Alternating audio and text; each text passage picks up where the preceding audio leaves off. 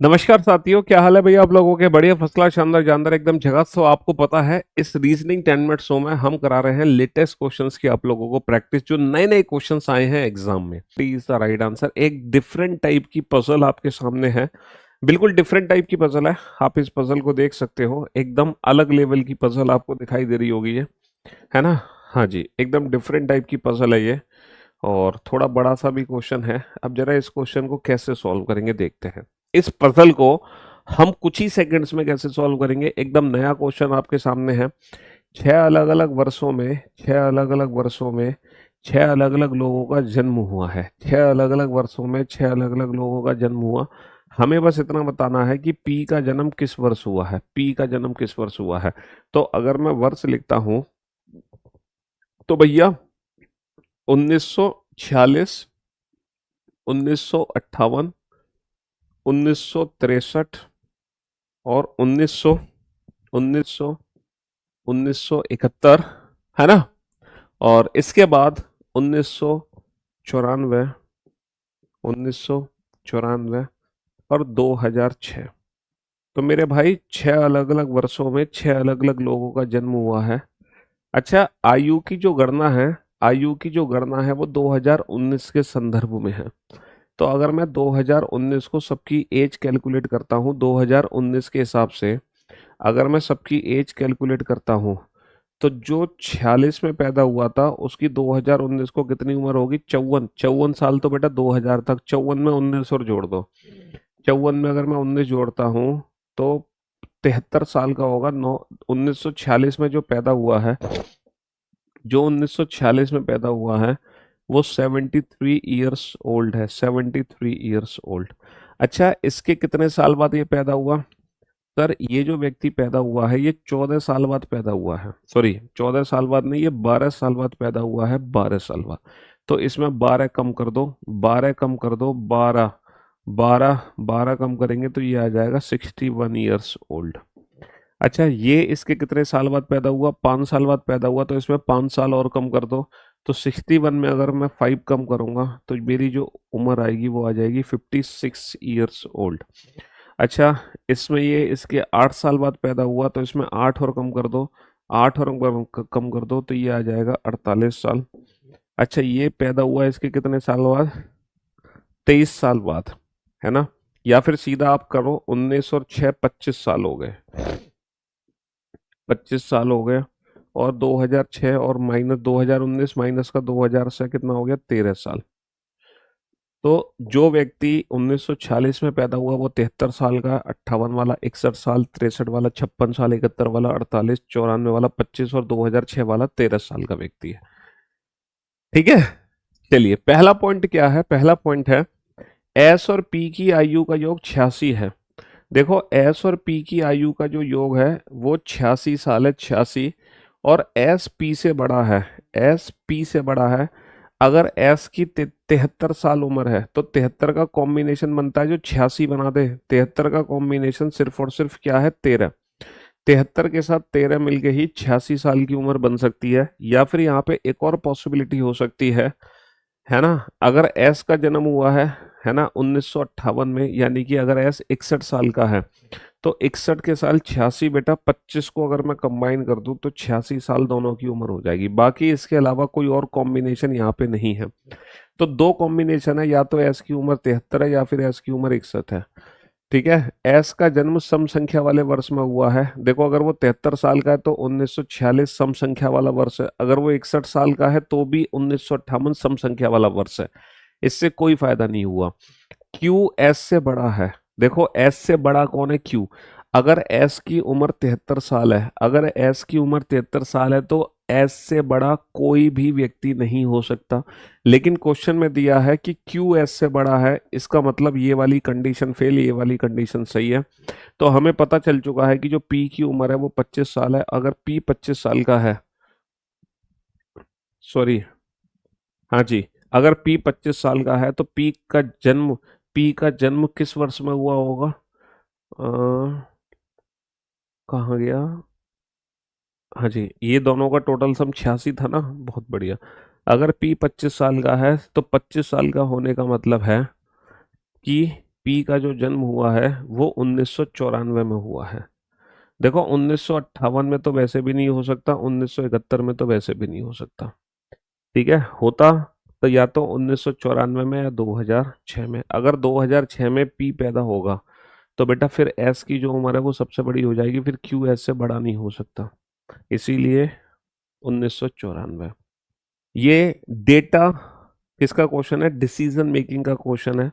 अब ये जो डिसीजन मेकिंग का क्वेश्चन है, आपको लग रहा होगा ये क्वेश्चन बहुत बड़ा है, जबकि क्वेश्चन बहुत बड़ा नहीं है। इस क्वेश्चन में सिर्फ 3 कंडीशन है कि न्यूनतम 60% अंक होने चाहिए 12वीं में, 40 शब्द प्रति मिनट की टाइपिंग स्पीड होनी चाहिए, और जो उम्र है वो 18 से 28 होनी चाहिए। सिर्फ 3 कंडीशन है।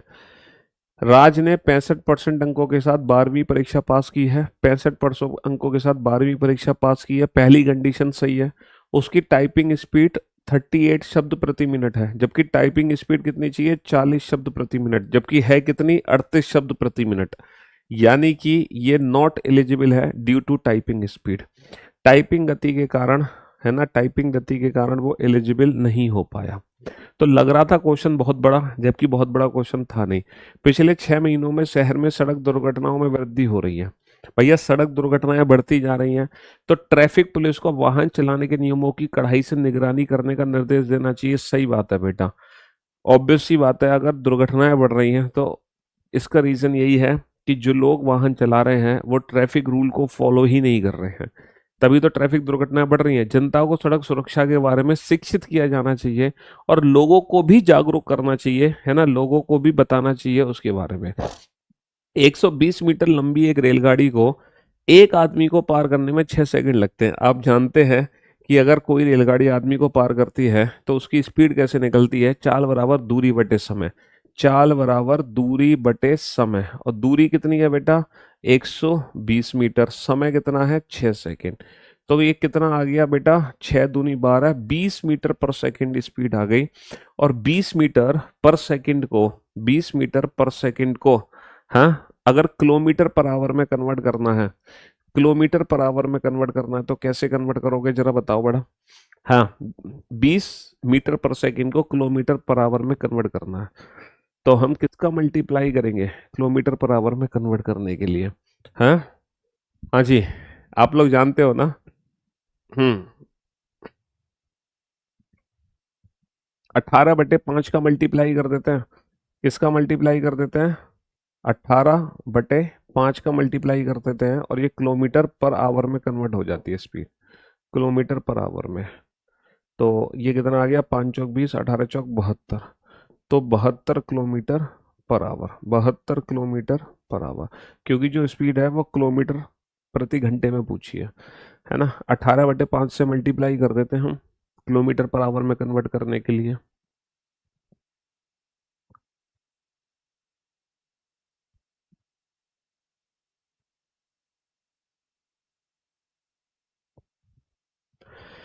अच्छा, $3 का मतलब है 37, $4 का मतलब है 61, है ना। तो $5 का मतलब क्या होगा? कोई ना कोई लॉजिक है 3 और 4 में जिससे हम 37 बना सकते हैं। सर 3 चौक 12, 3 और 4 7। एक और लॉजिक अक्सर यहाँ पे लगता है, a² + b², 3² प्लस का 4², 16 और 9 25, और 4 × 3 = 12, कितना बन गया? 37। सर 4² प्लस का 5² प्लस का 4 × 5, 25 और 16 कितना होगा? 41, 41 और 20 कितना हो गया? 61। सर 25 और 36, 25 और 36 प्लस का 5 × 30, है ना, 25 और 30 कितना होगा? 55। 55 और 36 कितना होगा? 55 और 35 हो जाएगा बेटा, कितना हो जाएगा? 60 और 90 और 1 91। 91 इज द राइट आंसर। भाई 25, 36 और 30 कितना हो जाएगा? 91 इज द राइट आंसर। चलिए साहब, a² + b² + ab। अब ये लॉजिक है, कितना खतरनाक सा लॉजिक है, ये पजल का क्वेश्चन है। चलो, इस पजल के क्वेश्चन को हम लास्ट में अटेम्प्ट करेंगे, है ना। पजल के क्वेश्चन को लास्ट में अटेम्प्ट करेंगे। ये बताओ, फाइंड ऑड वन आउट। मक्का, गन्ना, कपास, जौ।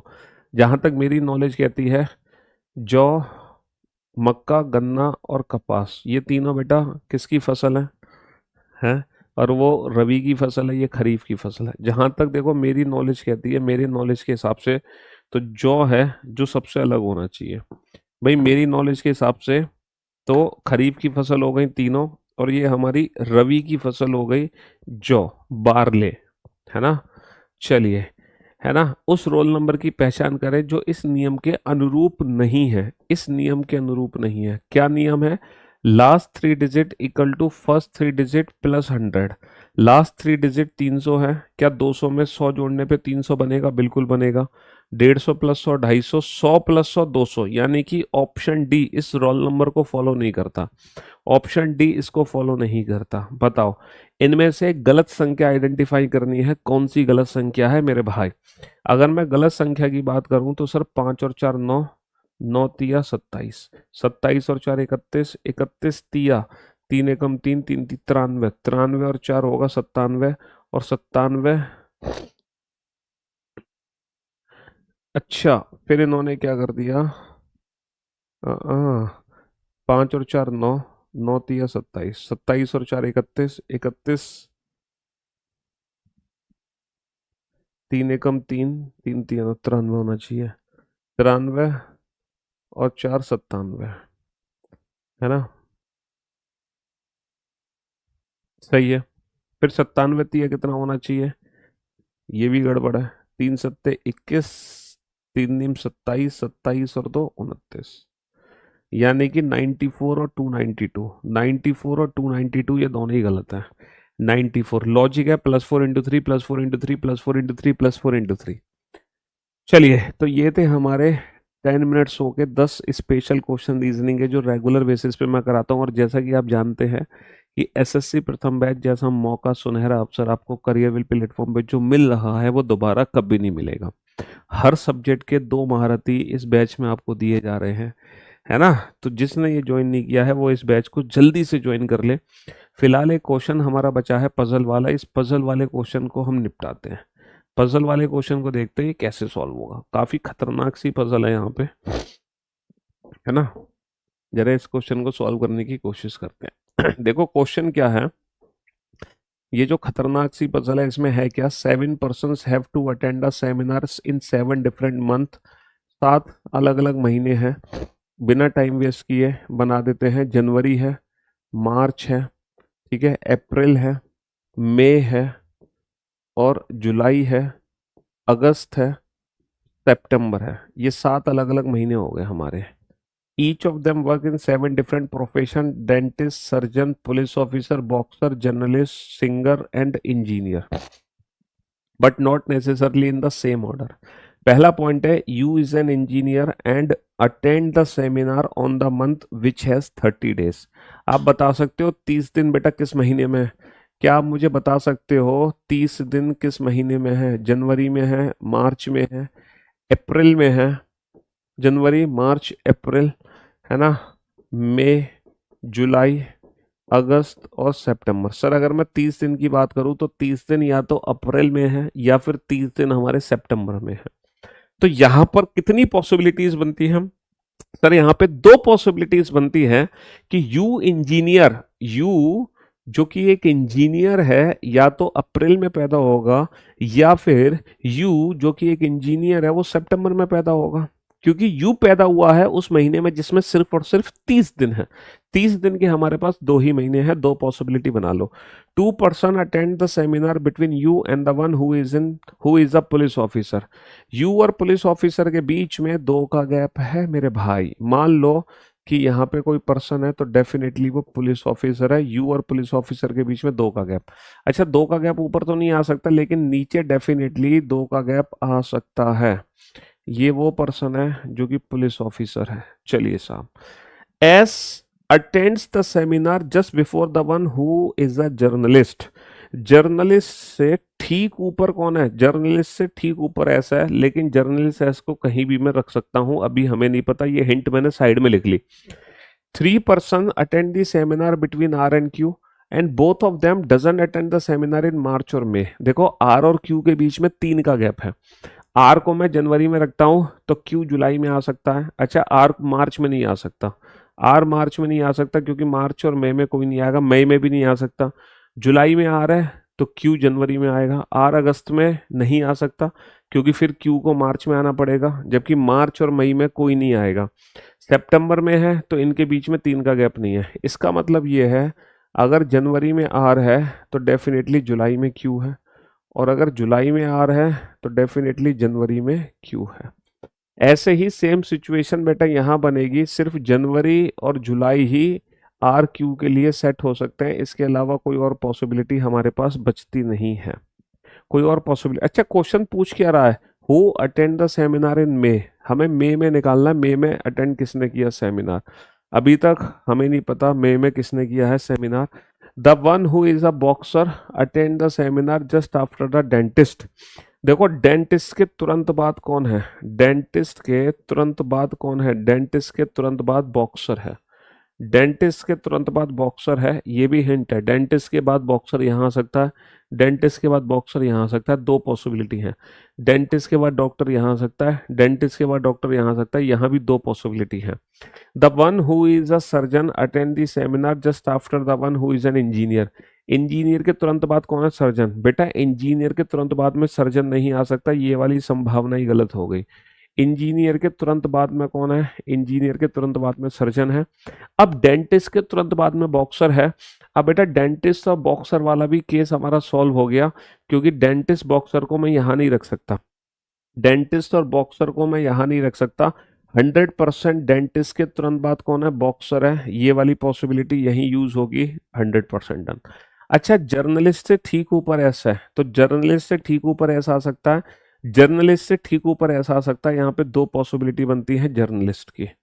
Are attend seminar after you.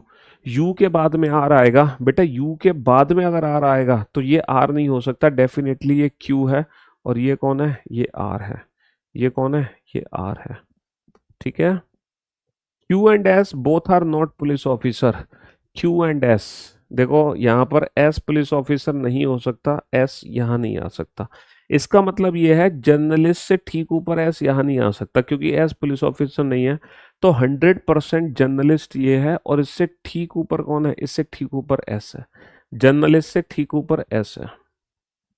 Boxer attend the seminar in March. Boxer attend the seminar in March, बिल्कुल सही इंफॉर्मेशन है। T attend the seminar after P. T attend the seminar after P, P but before V. देखो T जो है we से तो पहले है, लेकिन पी के बाद में है, पीटीवी। यहाँ पे पीटीवी बचे हैं, तो ये पी है, ये टी है, और ये वी है। Who attend the seminar in May. तो बेटा P boxer attend the seminar, sorry sorry sorry sorry, S surgeon attend the seminar in May. S surgeon. ये पूरी पजल हमारी कंप्लीट हो गई। खतरनाक पजल का क्वेश्चन था, खतरनाक पजल का क्वेश्चन था। बीच में आंसर आ गया था, लेकिन हमने इस पजल को पूरा सॉल्व किया, हालांकि पूरी सॉल्व करने की जरूरत थी नहीं। तो रेगुलर बेसिस पर ये 10 डिफरेंट टाइप के रीजनिंग में मैं क्वेश्चंस की आप लोगों को प्रैक्टिस करा रहा हूं, ताकि आपको पता चले कि लेटेस्ट एग्जाम में चल क्या रहा है आपके साथ। ठीक है, good bye, thank you so much, शुक्रिया, धन्यवाद, टाटा बाय बाय। और याद रखना अगेन, करियर विल पे जाके क्या नहीं भूलना है, एसएससी प्रथम बैच है, खतरनाक बैच, अल्टीमेट चीज है जो कभी दोबारा मिलने नहीं वाली आपको। ठीक है, love you all, good bye, thank you so much.